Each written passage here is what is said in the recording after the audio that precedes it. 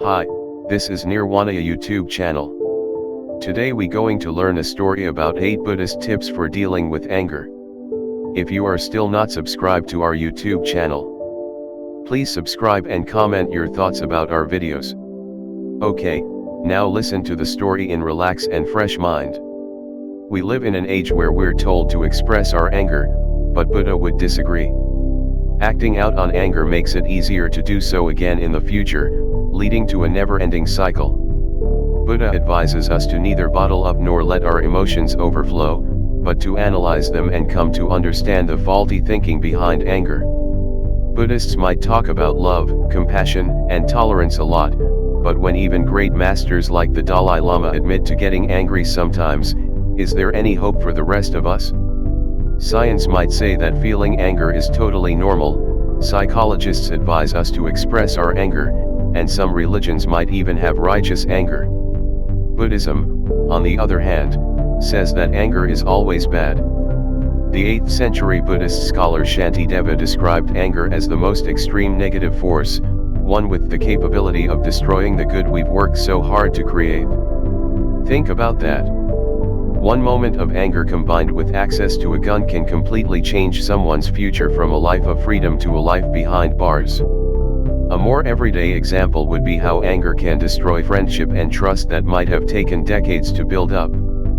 Ultimately, anger is more dangerous than all of the world's bombs and guns and knives put together. We know that anger is not a happy state of mind, but what can we do about it? Buddhism offers a range of simple methods to help us transform our minds. Be warned, there is no magic pill. Here are our top 8 Buddhist tips to deal with anger. Number 1. That's life, samsara. Buddha's first teaching 2,500 years ago goes straight to the point: life is unsatisfactory. Guess what? Our lives will never be satisfactory. We're born, we die. In between there'll be good times and bad times, and times we probably don't even feel much at all. This never-ending cycle is what Buddhism calls samsara. When we came into this world, no one said life would be nice and easy and non-stop fun, and that we'll always have things go exactly as we want.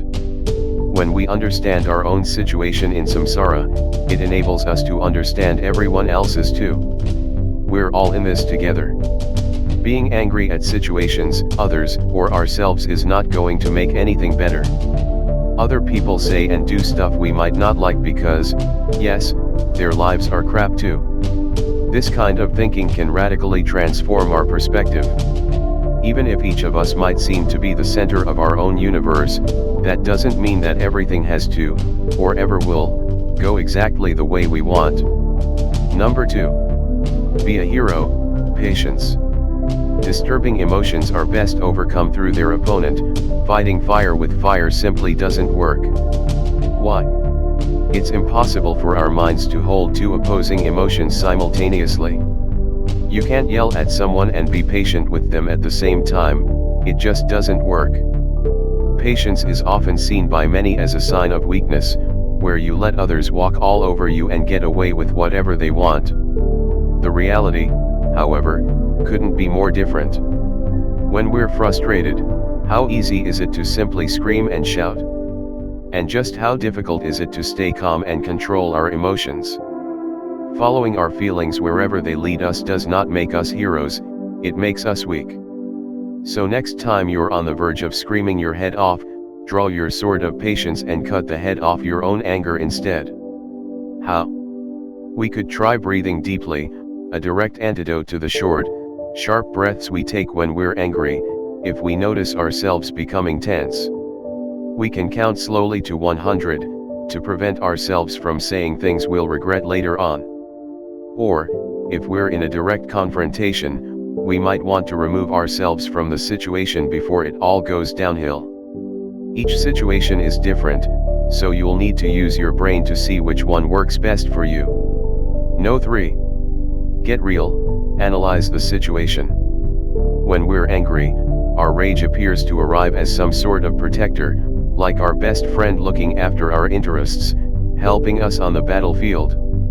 This illusion allows us to think that being angry is justified. But if we look carefully, anger is not our friend, but our enemy. Anger causes us stress, anguish, loss of sleep and appetite. If we continue being angry at someone, it creates a long-lasting impression on others. Let's face it, who wants to hang around an angry person? When we're accused of something and feel that defensive knots start to tighten in our stomach, we should stop and think rationally. There are only two choices: either the accusation is true, or it's false. If it's true, then why should we be angry? If we want to be mature adults, we should admit it, learn from it, and move forward with our lives. If it's not true, again, why should we be angry? The person made a mistake. Is that something we've never done in our lives? Number 4. See your mind.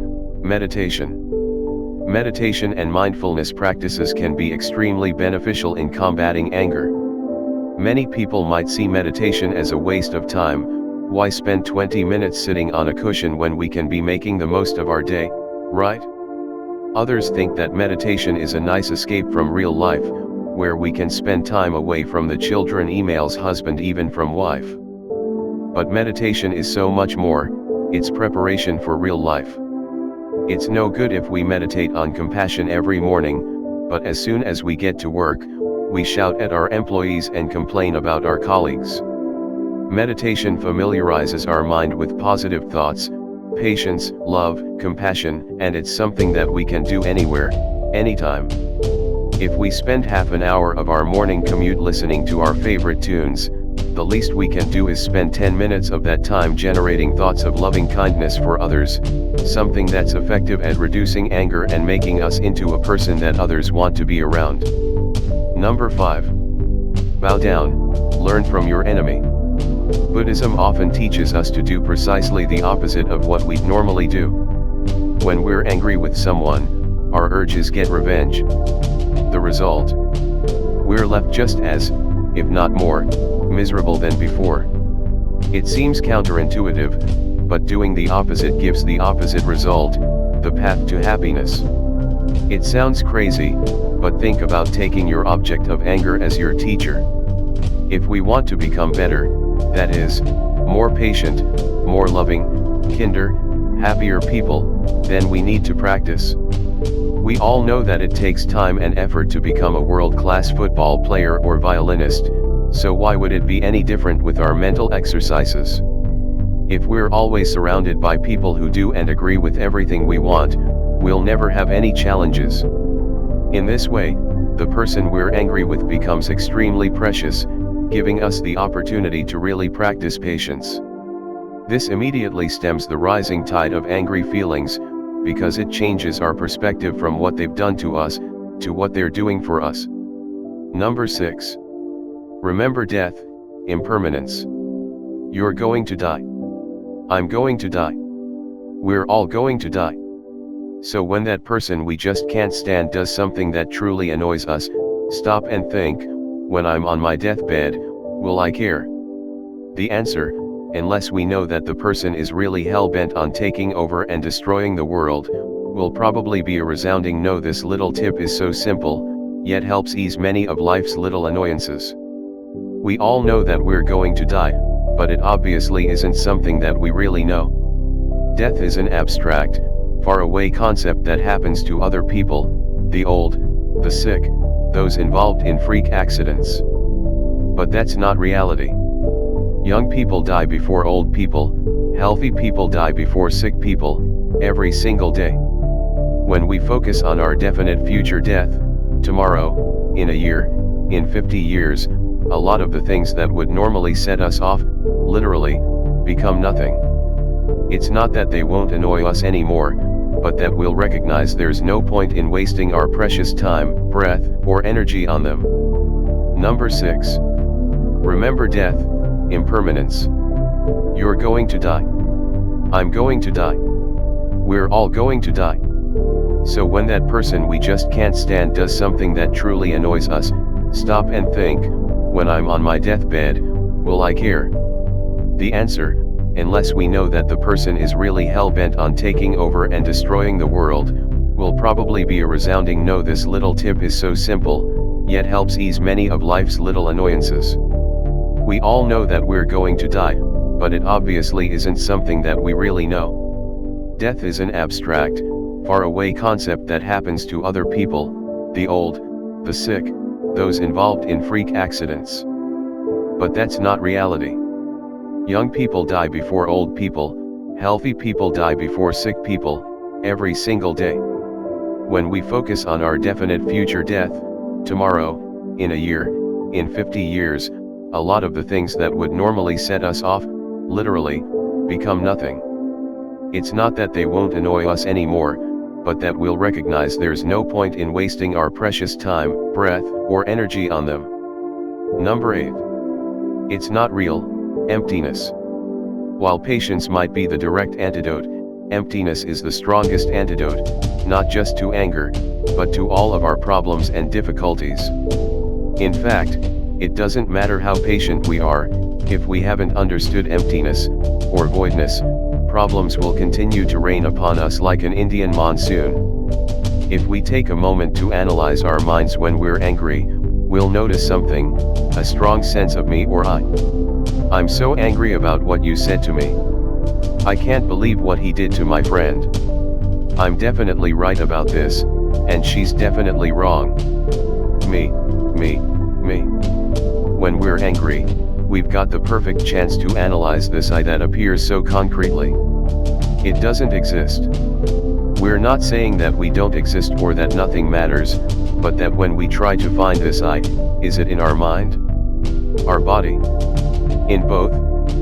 There's no way that we can say, yes, there it is.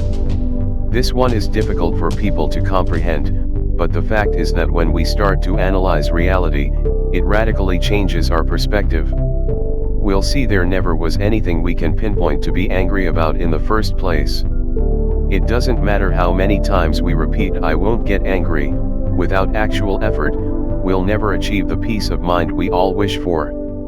The above 8 points aren't just a nice list, they're actual tools we can use to free ourselves from our frustration, anger, and sadness. With practice, any of us can do it. Thanks for watching. Please don't forget to subscribe to Nirwanaya YouTube channel. And hit the bell icon for more future Buddha lessons like this.